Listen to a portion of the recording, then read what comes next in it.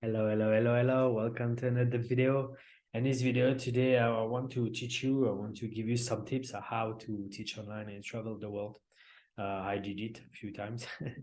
Still, I'm living Thailand. So I'm based. I've got my own office, but I'm going on a kind of vacation like often. I still have to teach because I don't like to go like for just for a few days. I like to go for a month. So I have to manage things, and along the way, I've learned so many things.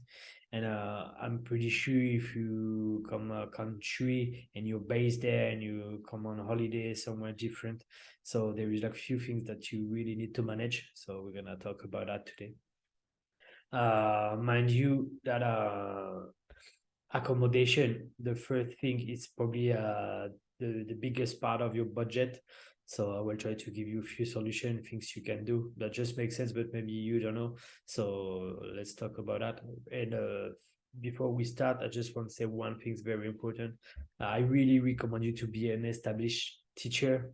Don't go travel the world and start your journey off there, because if you're established now, you know your student very well. You have like a certain amount of student weekly, so they're gonna trust you if you have to change according to the time zone, which is very important. So please take a few months based somewhere, and be an established teacher. And when you're on a roll, like go travel the world.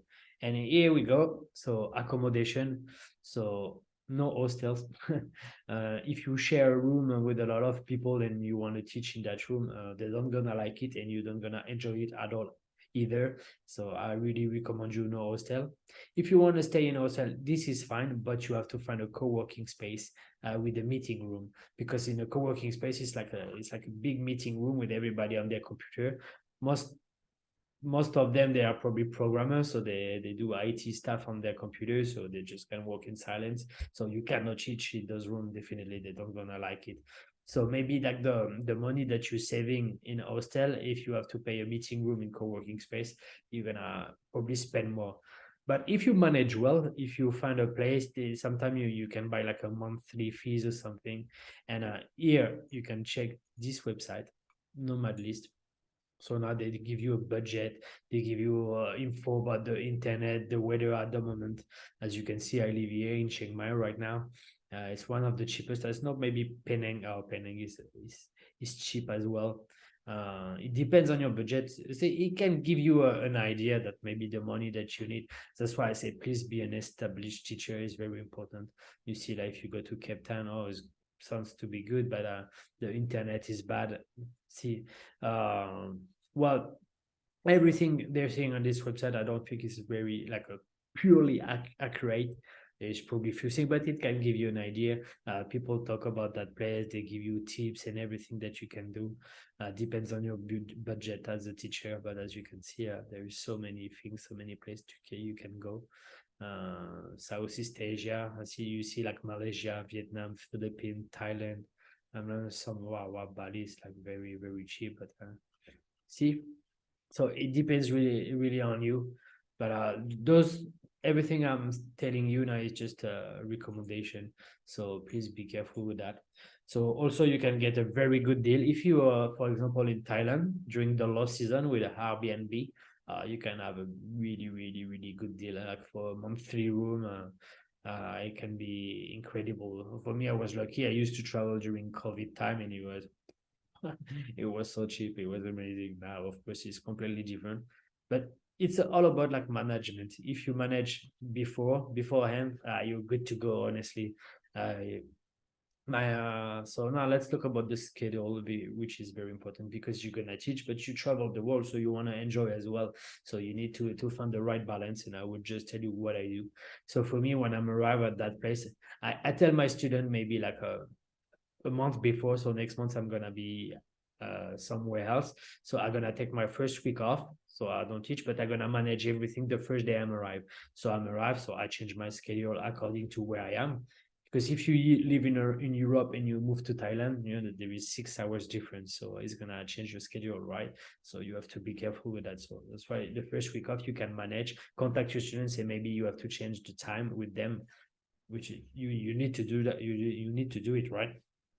So you have to manage everything.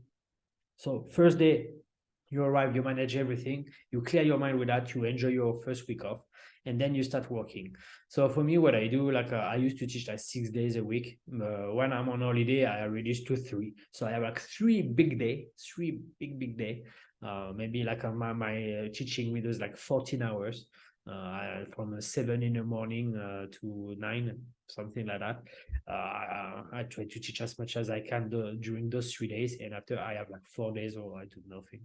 I like to do that. After, it's up to you. Maybe you can, if you're a morning person, you wake up early, you just teach like 3 hours daily early. It's fine. At the end of the week, if you teach every day, it's like 21 hours. You can have you have a lot of time for you every day. You have your morning routine just teaching, and in the morning you can have an advantage, depends on your time zone and where the people you teach. So that's why I say you really have to manage. So please, the first week, the first day, manage your schedule, contact student.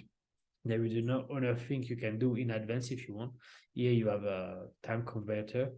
Let's say, okay, just let's say I'm from London. So that's not true, of course, but just you see our London. So now you see the time. So according to my time, because now this is my time zone, if you are the normal, I'm in Chiang Mai. See, now it's 8 o'clock in the morning and it's like 1. So now you have the difference. Let's say Paris. Okay. So what time is in Paris? Oh, okay, it's really bad, the difference. But let's say if I want to teach in New York and teach people from New York, oh, it's 8. People they don't win work, they probably have a lesson. Like maybe an hour before will be the best. So that's what you have to think about according to your time. So now I'm here, it's 8 in the morning. Well, you have to manage yourself according to your student.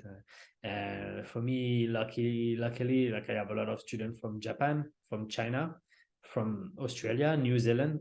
Since I'm living in Thailand, it's easier for them to find the right schedule. So you see exactly what I mean, right? So please be careful, and that's it. Enjoy your holiday. Please, if you go on holiday, try to find a way, maybe 3-4 days a week teaching, and then enjoy 3 days fully. And you still need a budget. It's just planning. Like maybe like teaching and traveling during the low season, you can have a cheap rate flight, which is good as well. Nice hostel, you can work co-working space, you can have a nice bungalow in front of the beach and teach. But check the internet. Maybe when you arrive, if you decide to go on the islands, I know some islands in the Philippines, they don't have internet, so I don't recommend you to go there, except if you're sure that's why you have to teach on Nomad List. Maybe get a phone with a 4G or anything, and then you will be able to travel. So that's it for today. I hope you enjoyed the video, and I see you in the next one. As always, I wish you to have a beautiful day.